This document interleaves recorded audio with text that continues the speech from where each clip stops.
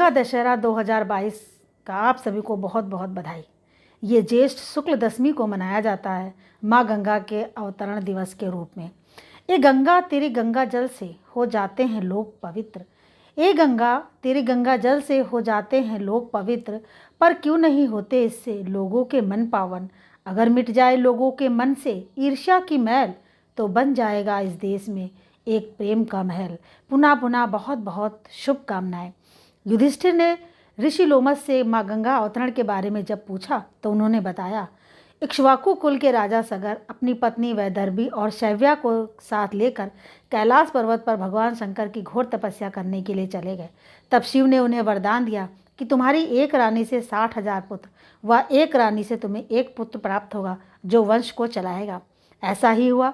रूपवान पुत्र असमंजस शैव्या का और वैदर्भी के 60,000 पुत्र उत्पन्न हुए। असमंजस दुष्ट प्रवृत्ति का राजा का पुत्र था, तो राजा सगर ने उसे देश से निकाल दिया। कुछ समय पश्चात राजा ने अश्वमेघ यज्ञ करने की दीक्षा ली। श्यामकर्ण घोड़ा छोड़ा गया। राजा इंद्र भयभीत हुआ। उसने घोड़े को चुराकर कपिल मुनि जो तपस्या में लीन थे उनके आश्रम में बांध दिया। 60,000 पुत्र जो घोड़े के पीछे चल रहे थे, घोड़ा ढूंढते ढूंढते वे पाताल लोक पहुँच गए। पाताल लोक में जब उन्होंने देखा कि घोड़ा मुनि के आश्रम में बंधा हुआ है, तो उन्होंने कट वचन कहने लगे मुनि को। मुनि की तपस्या भंग हुई और उन्होंने कुपित होकर उन्हें क्रोध की अग्नि से भस्म कर दिया। राजा सगर ने असमंजस के पुत्र को आश्रम में भेजा। अंशुमान ने अपनी प्रार्थना एवं मृद व्यवहार से कपिल मुनि को प्रसन्न कर दिया। उन्होंने वरदान दिया और अंशुमान ने अपने दादाओं के उद्धार का मार्ग पूछा व घोड़ा लौटाने को कहा। तो ऋषि बोले घोड़ा लौटाते हुए कि जब गंगा के जल से उनका तर्पण होगा तभी इनका उद्धार होगा। राजा सगर को जब ये पता चला तो वो अंशुमान को राज्य सौंपकर गंगा को स्वर्ग से लाने के लिए उत्तराखंड जाकर तपस्या करने लगे, पर उनकी तपस्या सफल ना हुई और माँ गंगा पृथ्वी पर ना आ सकी।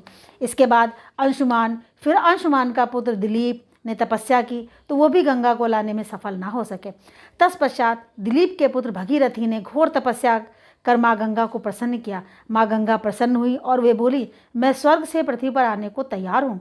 मेरा वेग इतना अधिक है कि सिर्फ भोलेनाथ की जटाएं ही मुझे संभाल सकती है। तुम पहले उन्हें प्रसन्न करो। भगीरथी ने भगवान शिव की घोर तपस्या की, जिससे वे प्रसन्न हुए और उन्होंने अपनी जटाओं में माँ गंगा को स्थान दिया। इसके बाद भगीरथी गंगा को अपने पीछे पीछे अपने पूर्वजों के अस्थियों तक ले आए, जिससे उनका उद्धार हुआ। तत्पश्चात गंगा सागर में जा गिरी और अगस्त्य मुनि द्वारा सूखे हुए समुद्र में फिर से जल भर गया। सुख और दुख जीवन के रंग हैं, सब यही है, सही भी यही है। अगर श्रद्धा संग है तो आइए हम सभी अपने तन के साथ साथ अपने मन को पावन करें। बोलो गंगा मैया की जय।